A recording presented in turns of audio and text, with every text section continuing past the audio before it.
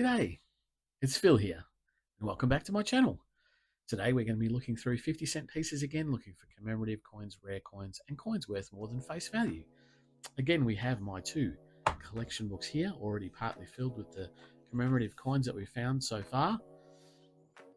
We have the commemorative coins right up until the Centenary of Federation, the 2001 series of 9 coins, states and territories, and I'm missing these three in the middle: Northern Territory, Queensland, and South Australia. So I'll be trying to find those coins. In the second book, I have all the coins up until most recent circulating 50-cent piece commemorative coin, although there is one that's come out recently that I haven't yet got, but it doesn't have a place for it in this book. But if I do find it, it will go in the book. I'm hopeful that eventually I will find it. They're not turning up here in Victoria, in Melbourne, at all, really, at the moment. But we've got $120 worth of 50-cent pieces in $10 rolls. So let's get into the coins and see if we can find those Centenary of Federation coins. Get into the roll here. One looks a bit burst as they roll out of the machine and smash onto the base of the machine. The very first coin there is a commemorative. It's the Commonwealth Games Brisbane from 1982. That is one of the highest minted commemorative coins, but this is the standard 50-cent piece design. I'll be looking through all of them at the end for years of low mintage. This is a 2014, and I'll sometimes look amongst the reeds there for a crop circle error, die chip basically error. But I'll be just flicking through the reverses, just looking for the commemorative coins. There's a 2006, and we'll check the 2006 for a rotation error. It's got a 180-degree rotation, so if you were to turn it like this, you would see the Queen's head like that. But that's not one of those, so we'll keep going. There's a 2021. That's a newish coin. It's another 2006. And 2013. Which looked a bit of fat lettering, but it was fine. And there we have another, our second commemorative. This is a Centenary of Federation, but this is the coat of arms on the Centenary of Federation series. It's the highest minted of all of the Centenary of Federations. It's the 1912 Commonwealth coat of arms. And because it is the highest minted, we'll put it up on the top row next to that Brisbane. We'll put all the high minted commemorative coins up there. And if we find anything low minted or worth keeping, put it on the bottom row. And this is a very dirty or plated 50-cent piece, but it's going to go back to the bank with all the rest of the coat of arms. When I do finish the hunt after going through the coat of arms, I'll go through off camera through all the coat of arms looking for the years 1986, 87, 89, 1990, 1992 and 2005, because in those years there was no coat of arms like this issued into circulation. They only went into sets, so they're deemed to be not intended for circulation. There we have another common commemorative. It's the Bass and Flinders from 1998. That'll also go up on the top row as a common commemorative. There's a 2010, and we always check that for a rotation error on the coat of arms, but this is a commemorative. It's the Celebrate What's Great Australia Day 2010. Not in great condition, but it's also highly minted, so we'll go up there. And there's another Centenary of Federation coat of arms. And I'll also look out for the years 1985, 1993, and 2019 with the IRB effigy, in 2020 with the Jodie Clark effigy. Here's a 2005, which is the 60th anniversary of the end of World War II, the remembrance coin.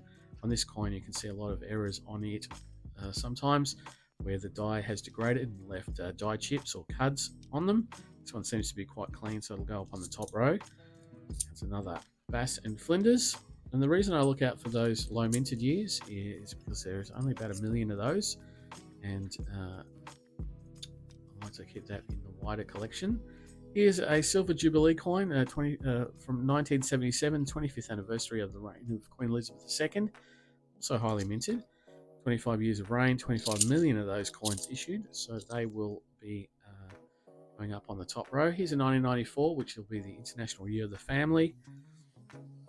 Sometimes we look out on that coin for a wide date variety where the 9 and the 4 are slightly bigger and slightly wider apart, which it looks like this coin is the wide date variety. But I have both of those varieties in my collection, so that'll go up on the top row. It's another 2021 and another dirty coat of arms. Now we're on to the third roll, and after the third roll is when I will speed the hunt up a little bit, just slow down and stop for the new coins for the day that we haven't seen yet. I'll annotate it and then lay it down. It's another 2014. We'll check it for the crop circle error. It seems to be fine. There's another 2006. We'll check that one for rotation error. The other, as I said before, the other coin that we check for a rotation error is a 2010 coat of arms. Another Centenary of Federation coat of arms. Here's a 2022, and we sometimes check that for die chips up here behind the emu's head again, called Snake Eyes.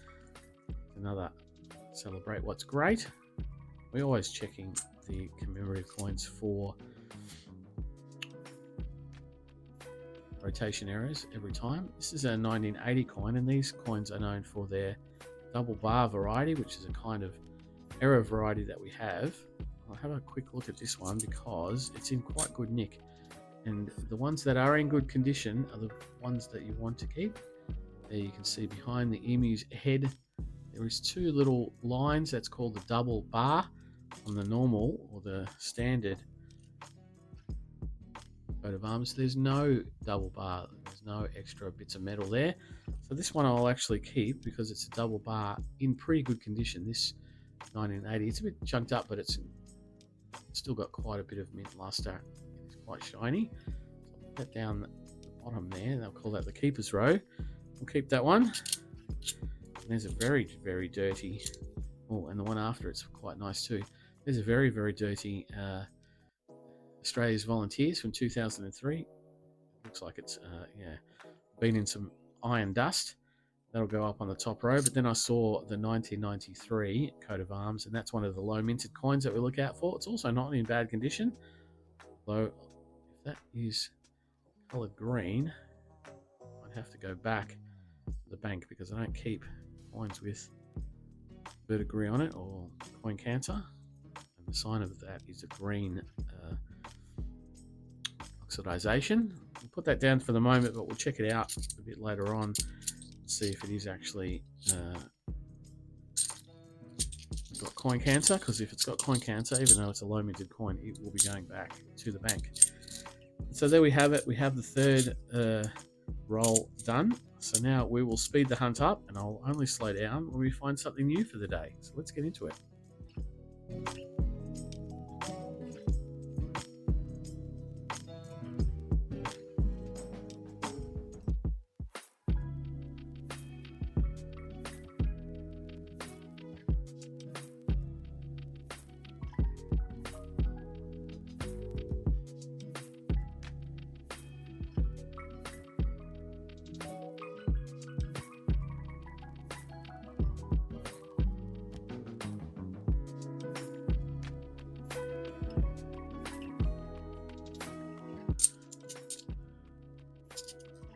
And there, for the first time today, we see the 1970 Captain Cook bicentennial celebration of Captain Cook's voyage around the eastern seaboard of Australia.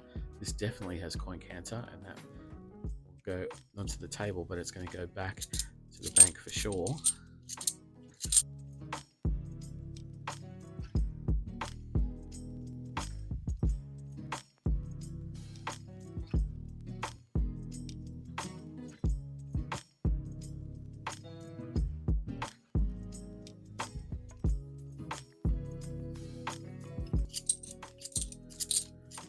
And there we go. For the first time today, we see the Year of the Outback from 2002, celebrating Australia's outback with the ubiquitous water boar windmill that we see in the outback in Australia.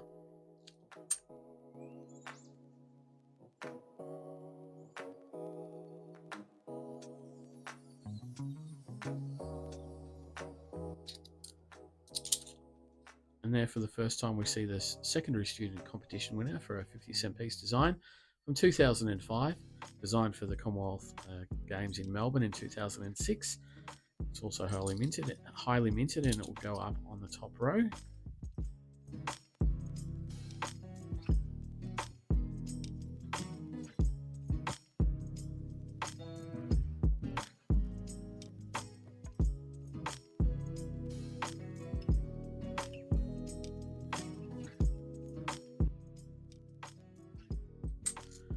And there we see the Tall Ships coin, the 1988 bicentennial celebration, celebrating 200 years of Australia. We always check the 1988 for 1 dot between the 2 8s on the obverse there. It's a bit of a die chip error. This one seems to be fine. It's not bad condition. I will put it down with the keepers because I like to keep this one out. This is one of the ones I like to keep from circulation. Check it with my the rest of my collection though to see if it's in good nick. Oh, there's another one down there. Get through this Captain Cook that's in pretty good condition. Before we do that, another Tall Ships. We'll check it for the dots. No, it's quite clean as well. It's another clean Tall Ships. It'll go down the bottom there. And then we have 3 Commonwealth Games Brisbane's in a row.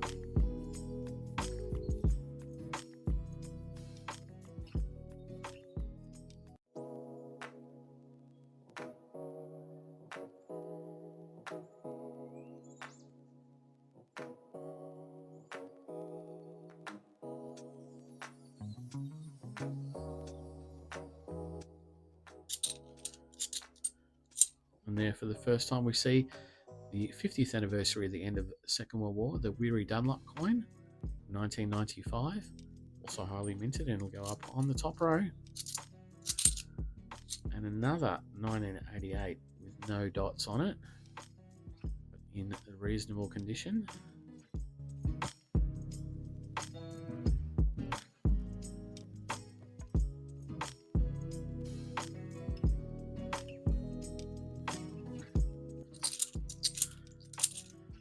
And there we have the Millennium Year coin from 2000.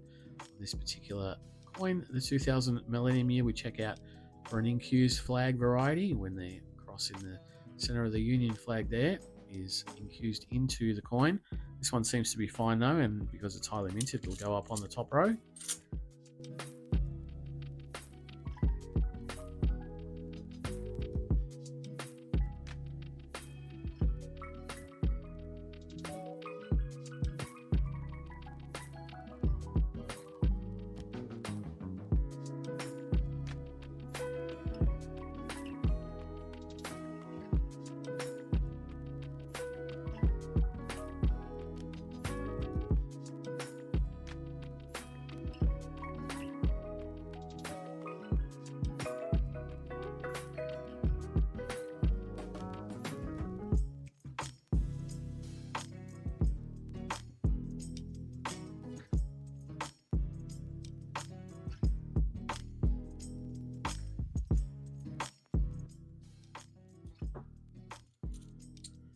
And there, for the first time today, we see the primary school competition winner for a 50-cent piece design from 2004.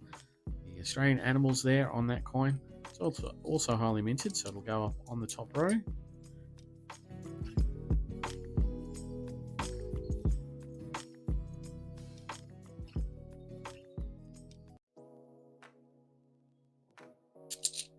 And that then brings us on to the last roll.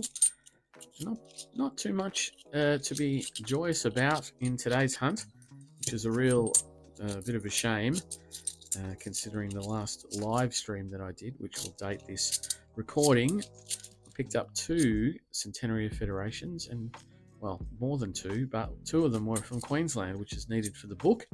And I had promised not to be putting that in the book from the live stream. Here's a 2001. Let's see if we can crack it for one of the 3 that we need. No, it's just the coat of arms. Oh, there's another one. Let's have another crack at that. No, another coat of arms. But we have finished off the hunt without finding anything for the book and anything of significant note for keeping in the wider collection. I've got the 3 tall ships there, the 93 that I'm going to check out, and then the double bar from 1980 because it's in a pretty good condition coin. But I'll quickly go through the all the rest of the coat of arms off camera, and I'll come back and let you know if I found anything else. Well, I've got 2 coat of arms worth note from that hunt. This is a commemorative coat of arm, the 2016 changeover, 2016 being the 50th anniversary of decimal currency. So the commemorative side is on the obverse, not the coat of arms side. And so that'll go down. There's 7 million of those, so it's highly minted, so it'll go up on the top row. And I picked up another 1993 coat of arms, but it's in really bad condition, and that will be going back, even though it's a 93 low minted coin. And this one does have a bit of green on it down the bottom there, and so that'll also be going back. I won't be keeping those low minted coins because I don't want that to infect my other coins, so I'll put that to the side. That'll be going back. And so what I did pick up was a double bar from 1980, which is in quite good condition, so that'll be going into the wider collection. And then 3 tall ships, not with the dots between the 8s, but 2 of them are in quite good condition. These 2 here, they'll be going into the wider collection. This one is in not great condition. I've got plenty more that are better than that one, so that'll also be going back to the bank. And so not a great outcome really, just the 2 coins that the 2 kinds of coins that I'm going to be keeping. The rest of these common commemoratives are also going to go back to the bank, and these will go into my wider collection. But if you enjoy what I do, please think about subscribing to the channel. Leave a comment down below if you are finding coins with green on them. If you are indeed noodling through coins at the moment, I'd love to hear about that.